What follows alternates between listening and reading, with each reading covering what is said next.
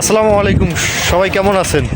ওই যে সেলিব্রিটি ভাই যার কথা বললে নয়, তাকে কিন্তু সামনে দেখা যাচ্ছে, চিনা যাচ্ছে। এই যে ভাই, আসসালামু আলাইকুম। ওয়ালাইকুম আসসালাম ভাইয়া।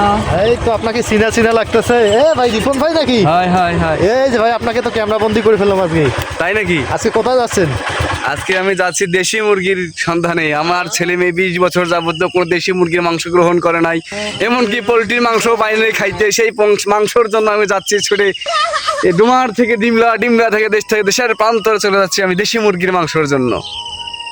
দেশি মুরগির জন্য আপনি এত কষ্ট করবেন কেন? ভাই দেশি জানেন আপনারা, দেশি মুরগির মাংস দেশে আকাল পড়ে গেছে। 20 বছর যাবত কোনো শিক্ষক দেশি মুরগির মাংস খায় নাই, সেই দেশি মুরগির মাংসের জন্য আমি যাচ্ছি। ও ভাই, যাই হোক, আপনি এই কথাটা বললেন। আমি নিউজ বা খবর একটু কম দেখি। ও, আপনি ফেসবুক সোশ্যাল মিডিয়া দেখলেই বুঝবেন যে দেশি মুরগির মাংসের পাঙ্গাসের কথা। ঠিক ওরা বিয়ে করতে পারতেছেন 25 বছর যাবত, তাহলে সমস্যাটা কি কোথায় বুঝতে পারতেছেন না? ও আচ্ছা আচ্ছা, তাই? হ্যাঁ এই কথা। জি ভাই।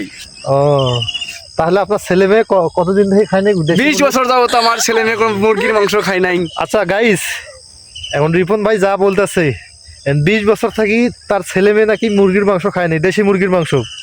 এটা কতটুকু বিশ্বাস কি আপনাদের হয়? এটা আপনাদের উপর আমি বিচার ছেড়ে দিলাম, বা আপনারা বিচার করে দিবেন।